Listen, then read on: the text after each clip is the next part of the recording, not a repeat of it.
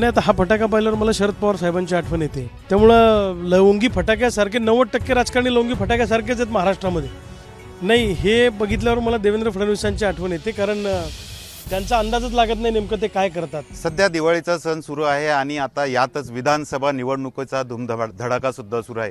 त्यामुळे राजकीय नेत्यांचे आरोप प्रत्यारोपाचे बॉम्ब सुद्धा फुटत आहे.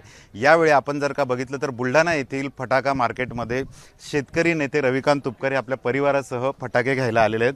आपण त्यांच्याशी बातचीत करूया. भाऊ, एबीपी माझामध्ये स्वागत आहे.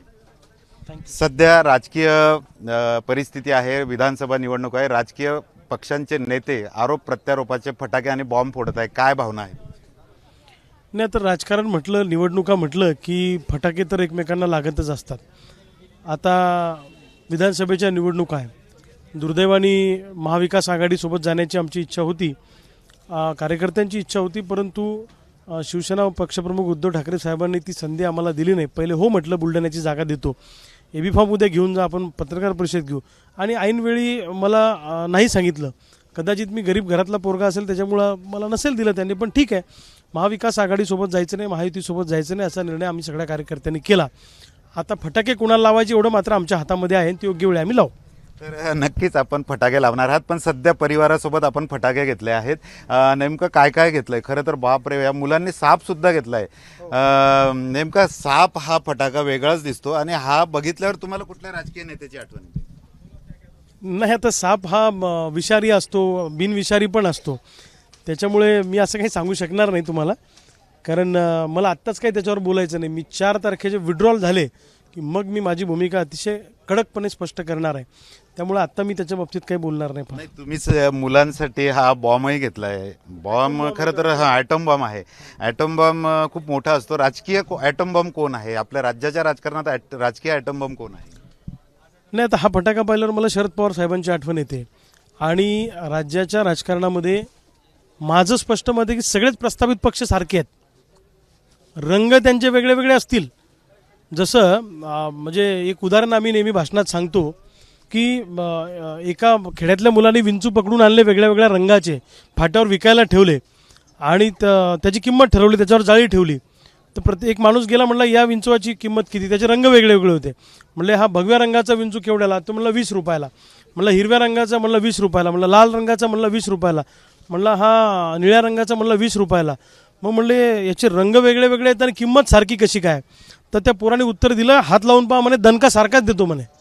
नाही, नक्कीच आपण या बॉम्बला खरं तर शरद पवारांची उपमा दिली. नक्की शरद पवारच का आठवले हा बॉम्ब बघितल्यावर? नाही, राजकारणामध्ये भूकंप करणं किंवा अंदाज न लागू देता भूकंप करणं याच्यामध्ये त्यांचं नाव प्रचलित आहे. त्यामुळे तो ॲटम बॉम्ब आहे, आणि खरं तर हा ॲटम बॉम्ब आमच्या हातात आहे, लक्षात घ्या तुम्ही. आम्ही आता हा ॲटम बॉम्ब कुणावर टाकायचा, कसा टाकायचा, हे आम्ही आता शेतकरी सगळे मिळून ठरवू यावेळेला. तुम्ही खरं तर मुलांसाठी हे लवंगी फटाके पण आता खरेदी केलेत. लवंगी फटाके खरं तर शेतकऱ्यांच्या मुलाच्या जीवनात याचा खूप मोठा रोल आहे. याच्याशिवाय शेतकऱ्यांच्या मुलाची दिवाळी होत नाही. नक्की लवंगी फटाका दिसल्यावर तुम्हाला कोणत्या राजकीय नेत्याची आठवण येते? नाही, मी लवंगी फटाक्यावाला माणूसच नाही. मी जरा मर्दानगी राजकारण करणारा माणूस आहे. मी स्पष्ट बोलतो, खरा बोलतो, कडक बोलतो. त्यामुळं लवंगी फटाक्यासारखे 90% राजकारणी लवंगी फटाक्यासारखेच आहेत महाराष्ट्रामध्ये.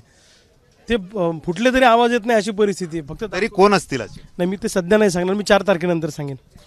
तर आपण चक्र सुद्धा घेतलंय. चक्राची उपमा तुम्ही कुणाला देणार? खूप छान सुंदर असे चक्र आहे, हे जमिनीवर फिरतात. नाही, हे बघितल्यावर मला देवेंद्र फडणवीसांची आठवण येते, कारण त्यांचा अंदाजच लागत नाही नेमकं ते काय करतात. कारण ते सगळ्या पक्षांचं सरकार आलं ना महाराष्ट्रामध्ये सध्या, म्हणजे एकही पक्ष असा नाही की सत्तेत येऊन गेला नाही. आणि चाणाक्ष राजकारणी म्हणून देवेंद्र फडणवीसांची ओळख आहे. त्यामुळे ते चक्रासारखे फिरत असतात, अंदाज लागू देत नाही कुणाचा काय. तर खूप छान, भरपूर तुम्ही फटाके घेतले यावर्षी. तुम्ही खूप मोठे फटाके आता राजकारणातही लावणार आहे 4 तारखेला. हे बघा, हे नक्कीच तुम्ही हसतायत, म्हणजे हे तुम्हाला माहिती आहे हे कोण आहे नक्की? नाही, मला असं नाही सांगता येणार कोण आहे, कारण काही गोष्टी राखून ठेवलेल्या बऱ्या असतात. योग्य वेळी बोलू आम्ही त्याच्याबद्दलचं काय ते. तर नक्कीच राजकीय फटाके रविकांत तुपकर हे 4 तारखेनंतर लावणार असल्याचं त्यांनी सांगितलं. मात्र त्यांनी आता परिवारासह बुलढाणा येथील फटाका मार्केटमध्ये फटाक्यांची खरेदी केलेली आहे. मात्र राजकीय फटाके मोठ्या प्रमाणात, राजकीय बॉम्ब 4 तारखेनंतर मी लावेन असं रविकांत तुपकर म्हणतात. कॅमेरामन शांतारामसह doctor Sanjay Mahajan, ABP Majha, Buldhana.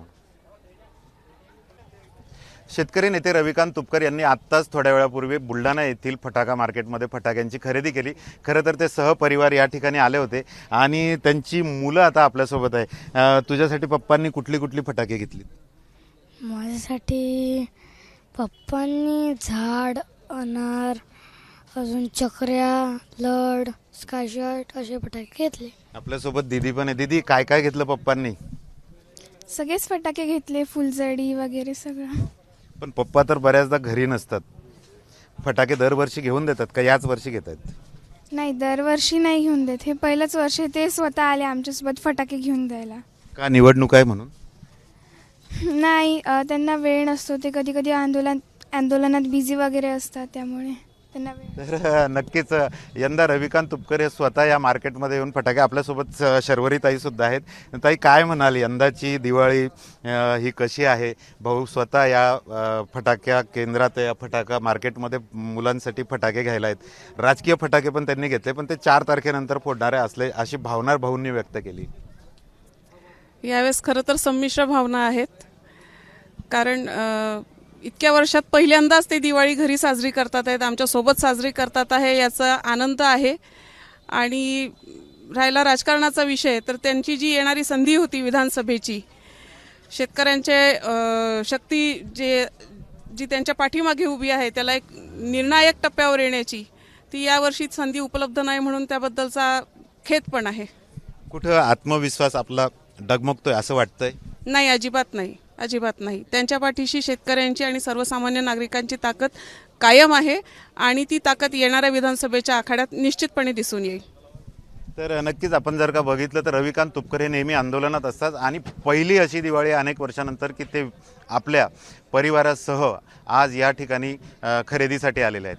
Cameraman शांतारामसह doctor Sanjay Mahajan, ABP Majha, Buldhana. ABP माझा, उघडा डोळे बघा नीट.